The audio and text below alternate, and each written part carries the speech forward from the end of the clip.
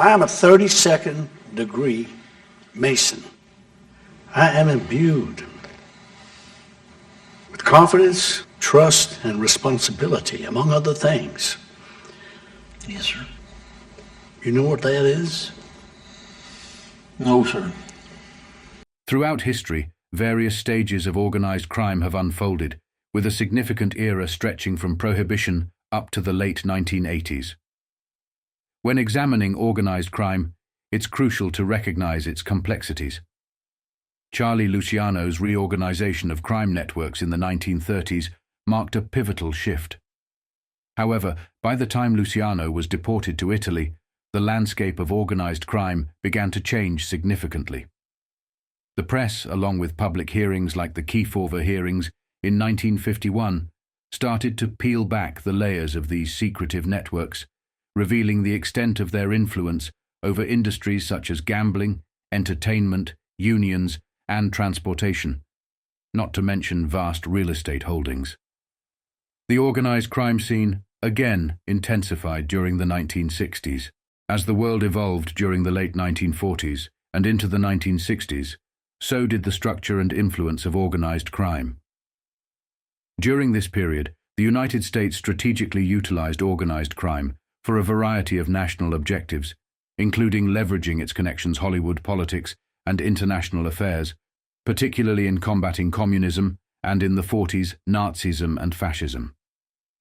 This collaboration began notably with the invasion of Sicily during World War II, where a pivotal agreement was forged between the Sicilian Mafia and the Office of Strategic Services, OSS, the predecessor to the CIA. This alliance was crucial for gathering intelligence and exerting influence across Europe. The Mafia's deep-rooted networks were instrumental in the US efforts to counteract communist movements throughout the continent. As the relationship between intelligence services and organized crime deepened, these entities developed a symbiotic dynamic. This was a time when the British Empire was transforming into a banking empire, which the Mafia leveraged by utilizing Switzerland and other emerging offshore banking havens to diversify and conceal their financial activities. Their operations expanded across Europe, often in conjunction with the Corsican Mafia, which, despite its volatile allegiance shifts, from fascism to communism and back, remained a potent and feared force. By the 1960s, the Italian-American Mafia had ascended to unprecedented power, acting as a sort of second government. They were instrumental in America's covert operations to influence global politics and suppress communist threats. However, this clandestine dominion was unexpectedly jeopardized by the Appalachian Meeting disaster, which exposed the Mafia to public scrutiny and law enforcement focus. The subsequent rise of the Kennedys represented a significant shift. John F. Kennedy's administration, with Robert F. Kennedy as Attorney General, aggressively targeted the Mafia, disrupting the very figures who had once been covert partners with the government. This included actions such as the deportation of Carlos Marcello, which signaled the onset of a broader crackdown on organized crime. By this time, many of these mob leaders had evolved into sophisticated industrialists with vast empires deeply intertwined with legitimate and illicit economic activities. The Kennedys' campaign against organized crime not only dismantled many of these networks, but also sent shockwaves through the ranks of other powerful entities that had long operated from the shadows. These events marked a critical turning point, revealing the complex layers of power and influence that had defined much of the mid-20th century's geopolitical landscape. The 1957 Appalachian Meeting was a catastrophic blunder for the mob, exposing many of its leaders due to a rookie police officer's discovery. This incident, occurring just weeks after the death of Albert Anastasia, underscored the changing times. As Luciano's power waned and Frank Costello edged toward retirement, older mobsters recognized the shifting dynamics. One notable figure during this time was Tony Accardo, also known as Joe Batters, who had served as a bodyguard and driver for Al Capone. Although often perceived as the boss of Chicago, the real power was held by Paul Ricca, who controlled the city's politics from behind the scenes. Accardo, while a pivotal figure, was part of a broader council that dictated organized crimes activities in Chicago. In 1956, the death of Jake Guzik, a key advisor, signaled upcoming challenges. Accardo himself sought retirement, but was constrained by RICA's demands to find a suitable successor. This successor, Sam Giancana, would eventually attend the disastrous Appalachian meeting, proving Accardo's concerns about the evolving mob landscape. As the 1960s progressed, figures like Robert F. Kennedy, then Attorney General, put increased pressure on mob activities. In 1961, the same year John F. Kennedy became president, significant events supported by the Chicago mob likely helped tip the election in Kennedy's favor. Press coverage from that time provides a fascinating glimpse into the ongoing transformations within organized crime. In January 1961, an article was published that shed light on the activities within Tony Accardo's realm of influence in the world of organized crime. He's Exhibit A in the Evolution of Big Crime. By Bernard Gavza, Associated Press writer, Chicago. Fat, rich, and smug, Alphonse Capone swaggered into a federal court and nearly wound up in prison for cheating on his income tax. Now, Anthony Joseph Accardo, who used to sit in Scarface Al's Lexington Hotel headquarters with a submachine gun on his lap, faces prison for lying on his Form 1020. The loud-mouthed, imperious Capone and the soft-spoken, stolid family man, Accardo, were both brought down by pencil wielders, government crime busters faster with adding machines than machine guns. Most people in Chicago don't know what Tony Accardo looks like. He dresses like a LaSalle Street businessman and shuns publicity. But from Capone to Accardo, there's been a marked evolution in organized crime. It's the change from the goon with a flashy tie and a black limousine with bulletproof windows to the organization man in banker's grey and a status symbol sports car with flap-up doors. Capone was well known, almost a matinee idol, while Accardo, by design, could walk through Chicago's Loop tomorrow at high noon and not be recognized by 1 out of 100 people. That doesn't mean Accardo is some small-time punk, says Virgil Peterson, director of the Chicago Crime Commission. Accardo is the head, the absolute head, of the mob. Capone was powerful, but Accardo's power exceeds that of the feudal lords of old. Even though Accardo tried to move in the shadows, investigators from federal agencies, congressional committees, and the Chicago Police Department have built up quite a dossier on him. He knew he was closely watched and one day complained to an elder statesman of the mob. "I can't even take a bath without one of those college boy gumshoes peeking through the Venetian blinds," Accardo once said. When it comes to taking a bath, he has some luxurious choices. A $10,000 tub cut from a solid block of Mexican onyx, or a tub with gold-plated faucets. His 22-room mansion in elite suburban River Forest was built for about $500,000 by the late William C. Grunow, a radio magnate. The mansion features an indoor swimming pool with a roof above it, 6 bathrooms, 2 bowling alleys, a large pipe organ, a billiard room, and a 40 by 24-foot living room, cozy for entertaining visitors like Sam, Mooney, Giancana, widely named as Accardo's likely successor. Accardo leads a fairly respectable family life and tries to fill the image of a conservative business executive, says Richard Ogilvie, the 37-year-old Justice Department prosecutor, who directed the strategy against Accardo. But he's also the man who was suspected of gunning down Jake Lingle, a reporter with gangster ties, and being the chauffeur in the St. Valentine's Day massacre. Capone, on the other hand, was gross, vulgar, flashy. He was a boozer, a lecher, a man of violence to the end, Ogilvie adds.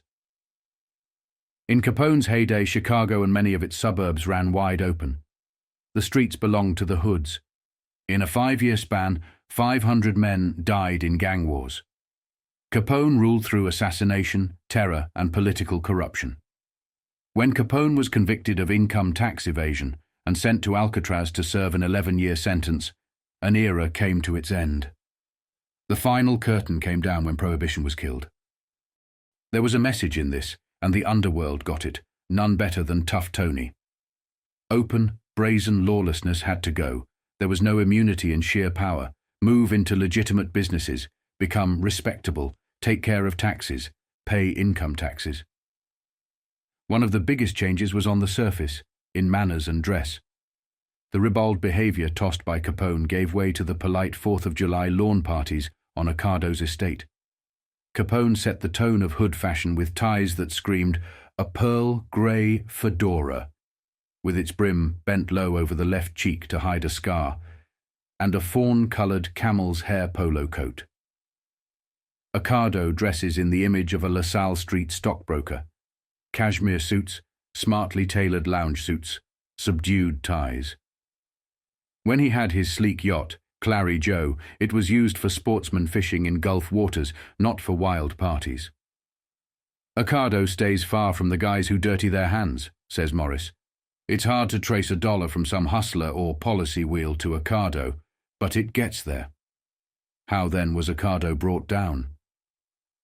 This case would never have been brought, except that our office had an interest in Accardo. Ogilvy speaks of the Attorney General's Special Group on Organized Crime, which went out of existence at the end of 1960. We wanted him. We thought we could get him on violations involving the Treasury Department and the FBI, but 2 big investigations failed to give up anything solid. We finally realized that Accardo's setup with Premium Beer Sales Inc. was a front. The Internal Revenue Service has been pressing him to be specific about his income and itemize everything. So the front job was created to account for an income of $65,000 a year. We figured that any tax maneuvers involving the job would have an element of fraud, Ogilvy says. We found it when Accardo made deductions totaling $3,994.93 for expenses in using his $5,578 Mercedes sports car as a beer salesman. Accardo's attorneys insisted he was a beer salesman, and a darn good one, said one lawyer, Stanford Clinton.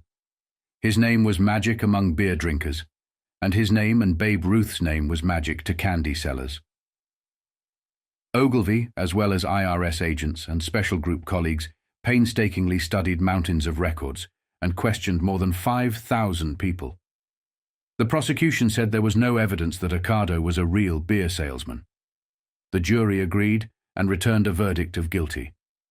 U.S. District Judge Julius Hoffman set in punishment fines and years. It is a technicality, but the law is the law. The mob has used technicalities, so can we, said another prosecutor in the process of law, finds Accardo free on a $25,000 bond, pending the outcome of an appeal. He still hasn't spent a night behind bars. The legend of Tony Accardo is rich with stories, particularly his role in the formidable Chicago outfit. Under leaders like Capone, Guzik, Rica, Giancana, and Accardo, this criminal syndicate became one of the most influential in the United States. The unity among its higher-ups was notable. They not only conducted business together, but also shared personal moments at weddings and funerals, forming a strong brotherhood. During the dangerous days of Prohibition, they eliminated threats and took control of various industries, often collaborating with other criminal groups. The expansion into new territories was bold, with Accardo even enjoying recreational time like tuna fishing from his boat docked in Louisiana, where he was highly respected.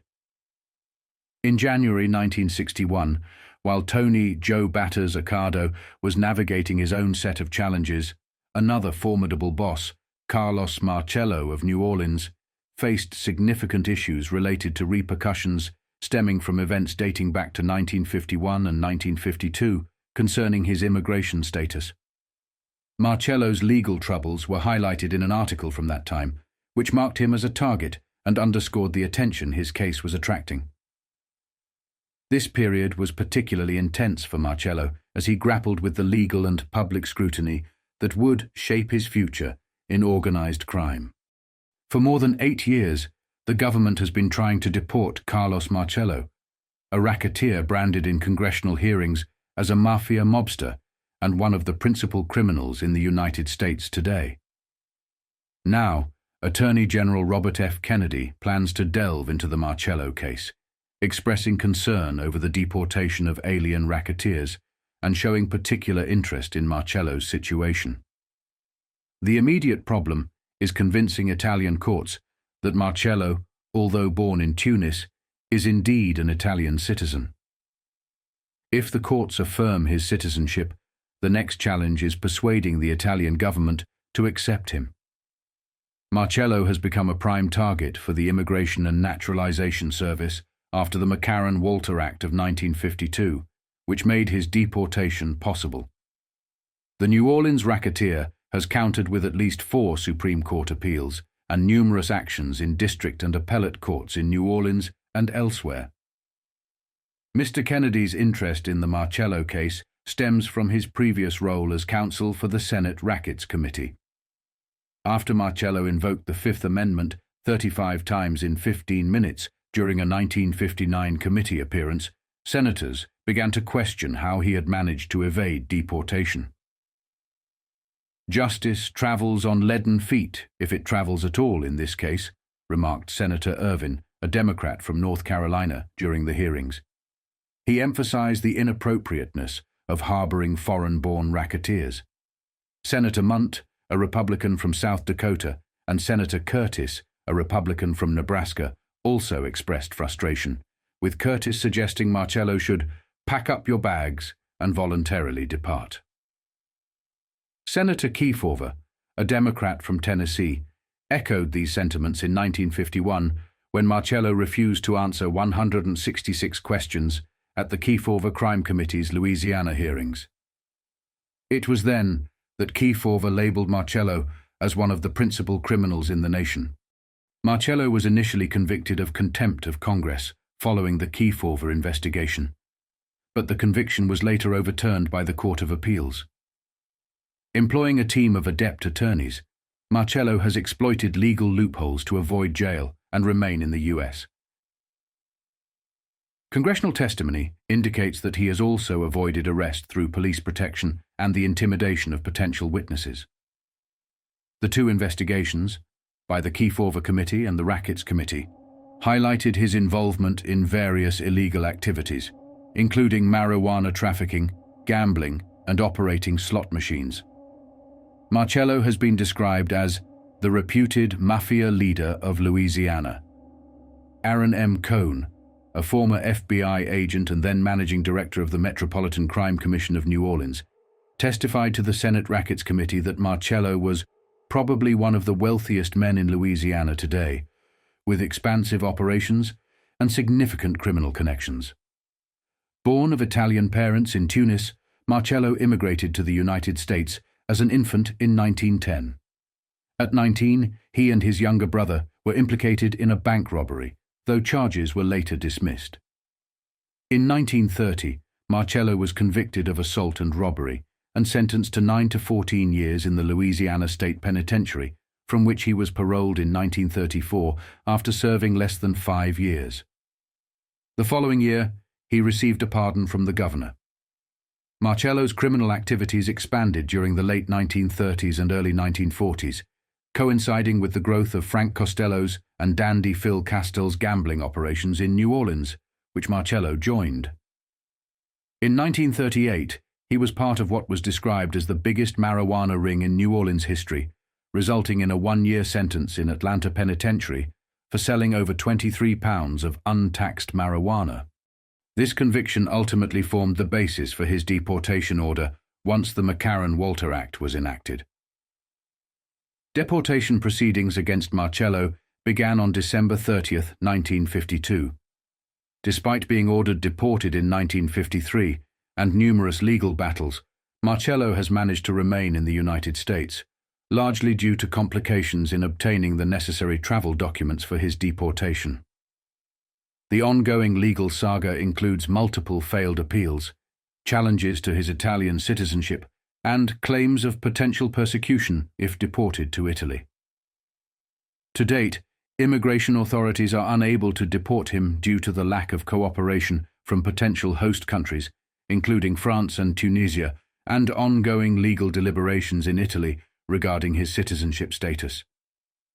Marcello's case highlights the complex interplay of international law, immigration policy, and criminal justice, continuing to draw the special attention of the Attorney General. The Chicago outfit, much like their counterparts in Louisiana, preferred operating behind closed doors. However, when it came to their families, they were generous, sparing no expense to provide for them. Tony Accardo, known for his cultured lifestyle, often took his wife on international trips. His commitment to privacy was evident, even at significant family events. When his daughter married in April, the press was present, but Accardo's focus was on the joy of the occasion, a fact reflected in the pride evident in his face in the wedding photos. Chicago, AP. The youngest daughter of Tony Accardo, reputed syndicate leader, was married Thursday in a quiet ceremony in suburban River Forest. Linda Lee Accardo, 20, became Mrs. Michael Palermo during a nuptial high mass at St. Luke's Roman Catholic Church, attended by immediate relatives and close friends of the two families. After the wedding, the bridal party walked hurriedly past photographers outside the church, entered cars, and drove away. The bride wore a simple white bouffant dress trimmed with a suede belt, a short veil, and long gloves. The bridegroom was dressed in formal mourning attire, while Accardo wore a business suit. Both the bride and bridegroom had 4 attendants each. Invitations to the church were reportedly limited to only 200 people. However, as many as 1,000 were expected to attend a reception at the Villa Venice, a nightclub northwest of Chicago that features gondola rides on the Des Plaines River. Chicago police posted special intelligence officers at airports to oversee guests arriving from all parts of the country. Among the guests was Nicholas, Kansas City Nick Civello, 45, a friend of Accardo. The groom, Michael Palermo, 22, is the son of a plumber who installed gold-plated bathroom fixtures in the Accardo mansion in fashionable River Forest, a western suburb of Chicago. Tony Accardo, 54, considered by criminologists as the successor to the underworld empire organized by the late Alphonse Scarface Capone, is currently at liberty under a $25,000 bond, pending an appeal from a 6-year prison sentence for income tax evasion. The wedding, attended by Tony Accardo, was a grand affair with an impressive roster of guests from the organized crime world, although some reports of attendance were speculative. Notably, Carlos Marcello was unlikely to have been there, as he had been deported to Guatemala shortly before. This period was a tumultuous time for the Italian-American mafia, particularly with Vito Genovese in prison and the New Orleans outfit potentially in chaos after Marcello's deportation. The event was packed with key figures from the Chicago outfit, including Paul Ricca, Murray Humphreys, Gussie Alex, Frank Ferraro, Sam Giancana, Fiore Buccieri, Cesar DiVacco, Dominic DeBella, Charlie Specs, Di Caro, Jimmy the Bomber, Catuara, Jimmy Monk, Allegretti, Joey Glimko, Louis Briata, James Cowboy, Miro, Francis Curry, Sam Rip, Alex, Sam Battaglia, Felix Aldericio, Chucky Nicoletti, Eddie Vogel, Dominic Brancato, Lenny Patrick, James Caruso, Ralph Pierce, Skid Caruso, Les Cruz, Hy Godfrey, Dominic Blasi, Chucky and Sam English, Sam Pardy, Joey Ayupa, Joe Amato, Willie Dodano, Donald Angelini, Rocky Infelice, Dominic Cortina, Bill Maguire, Bill Kaplan, Pat Marcy, John Darko, Joe Lino, Johnny Roselli, Tony Pinelli, Johnny Lardino, John Matassa, Toots Palermo, Dominic Senese, Al Pilotto, Frank Laporte, Vince Solano, Joe Lombardo, Tony Spilotro, Bobby Anzani, Angelo Volpe, Dominic Nuccio, Nathan Buchladon, Davy Yaras, Ross Prio, Rocco Fischetti, Joe Fischetti, Joe Ferriola, Lou Lederer, Frank Aulelli, Rocco Potenzo, Vince Inserro, Pat Manno, Johnny Formosa, Al Tocco, Frank Buccieri, Marshall Caifano, Rocco Prano, James Torello, Rocco de Grazia. Allegedly, other major gangsters such as Carlo Gambino, Joe Colombo, and members of other crime families like Detroit's Joe Zerilli and Philadelphia's Angelo Bruno were present. Other notable names like Raymond Patriarca from New England, Meyer Lansky, Russell Bufalino, and Jimmy Blue Eyes were also rumored to be attendees. These gatherings often served dual purposes. They were both social occasions and strategic meetings, allowing the crime leaders to discuss pressing issues discreetly. At this time, topics such as the recent appointment of Robert F. Kennedy as Attorney General, the deportation of Carlos Marcello, the Bay of Pigs invasion, and the broader implications of these events on their operations would likely have been on the agenda. While the complete details of who truly attended and what was discussed remain obscured by the secretive nature of their dealings, the event underscores the intricate and powerful connections within the world of organized crime at the time.